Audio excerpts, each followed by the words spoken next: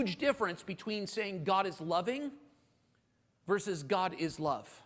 It is a significant difference. And I would say that this needs to be the foundation of our understanding of who God is. But there's two ways that people try to go in other directions. One of them is that we say, no, it's not that God is love. That's not the foundational piece of who he is. The foundational piece of who he is that he is a king. And that not only is he is a king that is sovereign and he's all powerful, he's omnipotent, which means that the king always gets what he wants. And that leads to some very, very, very bad theological positions. If God is always a sovereign king, that term sovereign means that he always gets what he wants, that his will always happens, then what about my free choice in the midst of this? We get left with the dilemma of human free will.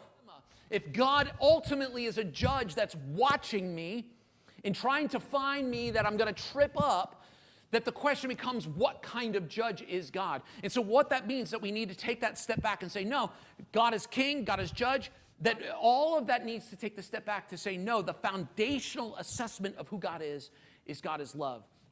This is foundational for one specific reason.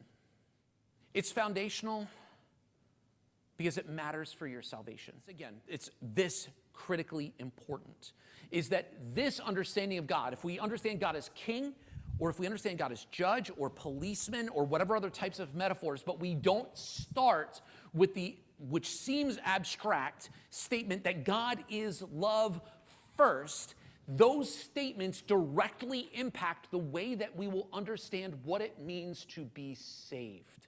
And that's a critically important reality for every single one of us, right?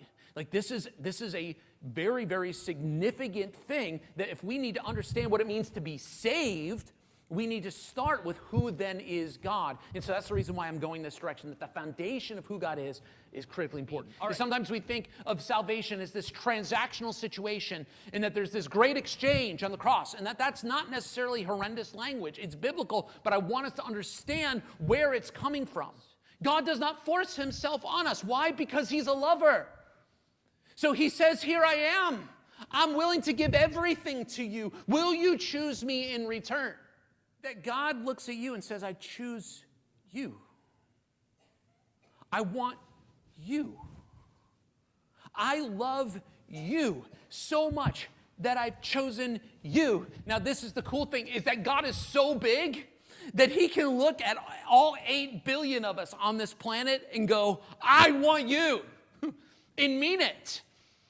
And that what God is asking us in return, will you choose me back?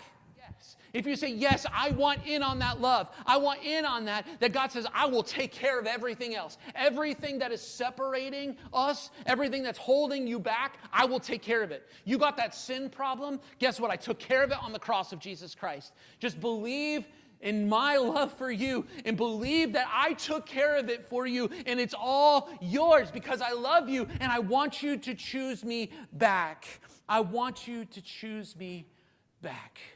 With me, because some of you are going, this is too good to be true. And that is the good news. The good news sounds too good to be true, honestly. It seems scandalous that God would receive us like that. But this is the reality of it. It's God saying, will you get into me? Not in this like rah-rah shish kumbah thing. Will you share your life with him? Will you be connected with him in that type of deep relational way? Because if you build on that foundation, everything else changes.